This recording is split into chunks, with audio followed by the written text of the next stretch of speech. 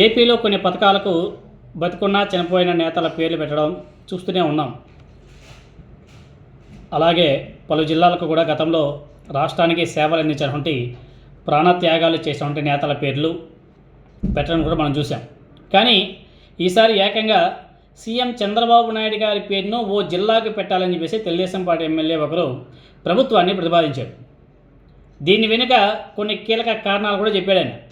అయితే ప్రభుత్వం ఈ ప్రతిపాదన మీద ఎలా స్పందిస్తుందనేది చాలా ఇంట్రెస్టింగ్గా ఉంది. మరి ఏ విధంగా అడుగులు ముందుకేస్తానైతే చూడాలా. రాష్ట్రంలో తాజాగా జిల్లాల పునర్విభజన జరిగింది. అందులో భాగంగా పోలవరంతో పాటు మార్కాపురం జిల్లాను కూడా ఈ కూటమి ప్రభుత్వం ఏర్పాటు చేసింది.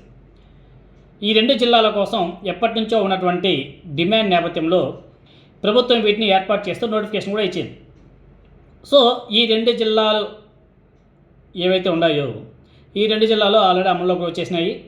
అయితే ఇందులో మార్కాపురం జిల్లా ఏర్పాటులో సీఎం చంద్రబాబు నాయుడు గారు కీలక పాత్ర పోషించినందున తమ జిల్లాకు ఆయన పేరు పెట్టాలి అని చెప్పేసి స్థానిక తెలుగుదేశం పార్టీ ఎమ్మెల్యే కందుల నారాయణ రెడ్డి ప్రభుత్వాన్ని రిక్వెస్ట్ చేశాడు.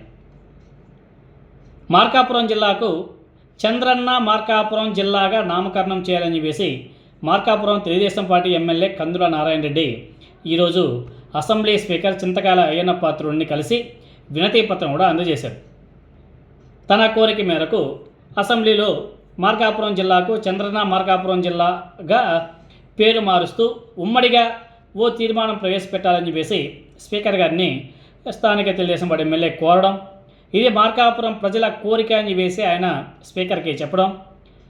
స్పీకర్ గారు ఇప్పుడు ఈ వినతి పత్రాన్ని ప్రభుత్వం దృష్టికి తీసుకువెళ్తాడా, తీసుకువెళ్తే ప్రభుత్వం ఎలా స్పందిస్తుంది అన్నది అయితే చాలా ఇంట్రెస్టింగ్గా మారింది.